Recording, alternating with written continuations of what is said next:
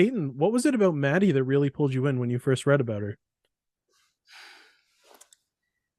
I I loved the parallels between the living version of Maddie and then the version of Maddie who is dead. I loved all the flashbacks and getting to, I felt like I was playing two different people. Hmm. So that was what drew me in initially. Nice. And Charlie, or sorry, Nick, Charlie really stood out to me. He's a ghost from the 90s. He has this really interesting balance of being eternally young but very wizened. How did you go about playing someone who's essentially both 16 and 40? Well, I'm 40, so no, I'm just kidding. Kinda. Yeah, honestly, it was in the writing. I didn't have to. It wasn't too much of a stretch of an imagination because just the way he's written is so likable and charismatic and supportive. Yeah, I don't know. You didn't bring any That's of an that to the easy that's character. an easy cop out. I was just reading the words on the page. Nice. And Sarah, Rhonda has a really powerful moment in episode 3 when she discusses her passing. How did you really go about getting into that kind of heavy headspace for that scene? I'm always there. No, I'm always not. I'm always trying. I do cry a lot. I don't know. I just That's true. it's so interesting because I think as an actor when you're like, and then you have your emotional scene, there's all this pressure to be like, if I don't get there, I fail. Right.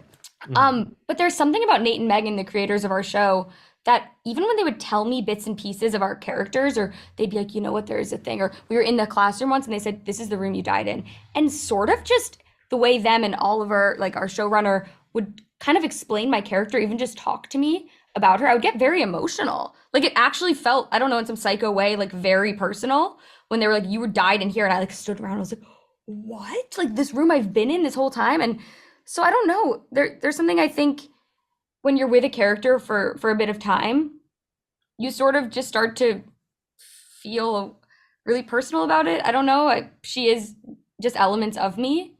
So when I was telling this story, I was like, yeah, this is my story. Oh, okay. Yeah, that makes a lot of sense. And Peyton, Maddie's the newest ghost at first, so she isn't really used to people not seeing her. What was it like to play this unique role where most of the other actors have to ignore you? It took a lot of getting used to. It was awkward at first.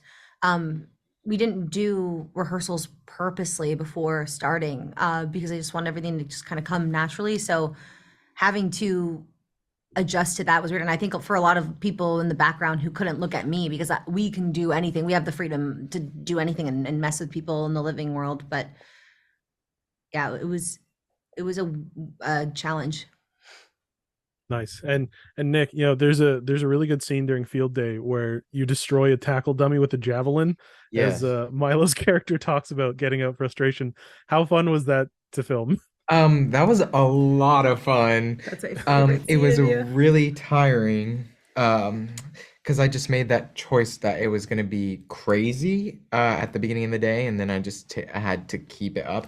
But what's funny is a lot of the sounds that I'm making in that I actually had to go in and dub over after the fact. So I was just in this like sound booth making those like javelin grunting noises. I did hear you make them on the day too, which And were I was really I was good. also Really doing good. it on the day. You got a so- double. Yeah, yeah. I got to do it Nothing twice. made me laugh as hard throughout the entire Hearing shoot. you do that. That scene was it. Yeah, that was fun. That was a fun day.